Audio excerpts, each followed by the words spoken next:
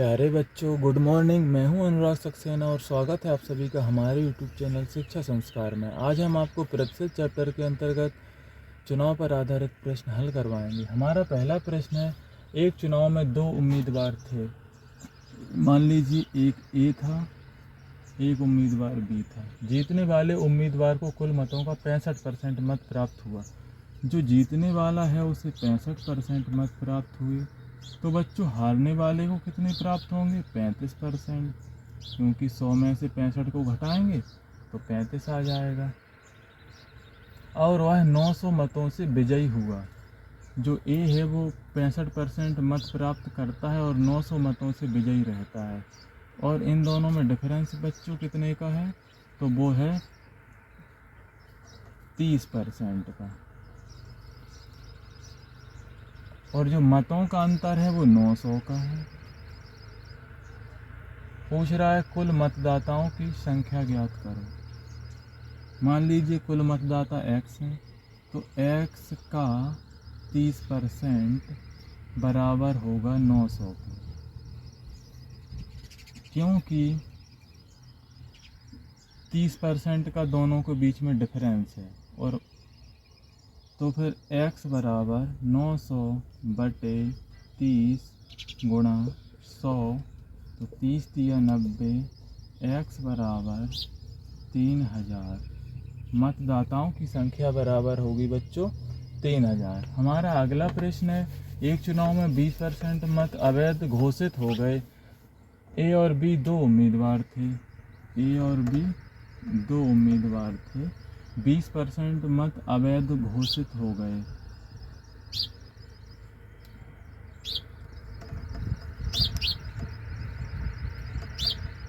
वैध और अवैध।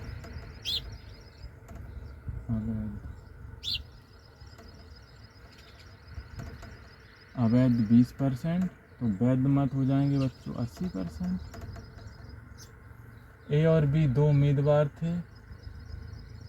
बी वैध मतों का 40% मत प्राप्त करता है। बी को 40% प्राप्त होते हैं वैध मतों के, और ए को बच्चों कितने होते होंगे? 60% प्राप्त होते होंगे।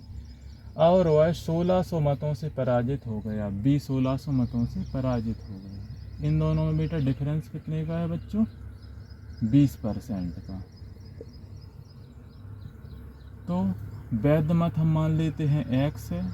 x का कुल मत हमारे x हैं, तो वैध मत 80%, x का 80% का 20% बच्चों बराबर होगा 1600 के।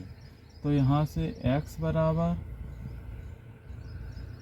1600 गुणा 100 गुणा 100 बटे 80 गुणा 20। 8 दूनी 16, 20 एकम 20। यहाँ से x बराबर 10,000। कुल मतदाताओं की संख्या बच्चों होगी 10,000। हमारा अगला प्रश्न है, एक चुनाव में 3 उम्मीदवारों ने भाग लिया। जीतने वाले उम्मीदवार को 45% मत मिले। एक चुनाव में 3 उम्मीदवार हैं, ए, बी, सी। जीतने वाले को 45% मत मिलते हैं। और तीसरे स्थान पर रहने वाले उम्मीदवार को 25% मत मिलते हैं। तीसरे स्थान पर रहने वाले उम्मीदवार को 25%, तो 45 और 25 आपका हो गया 70। तो 30% मिले दूसरे स्थान पर रहने वाले उम्मीदवार को। दूसरे स्थान पर रहने वाला उम्मीदवार 4500 मतों से हार जाता है।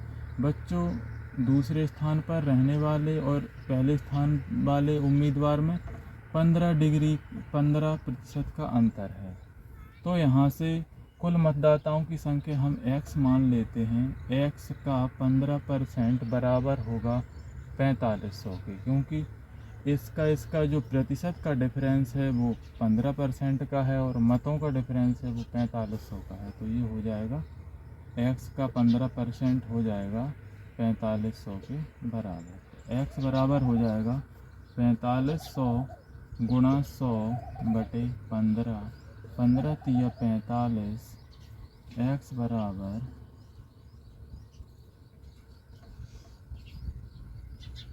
30,000। कुल मतदाताओं की संख्या बच्चों होगी 30,000। आज के वीडियो में बस इतना ही, शेष अगले क्लास में करवाए जाएंगे।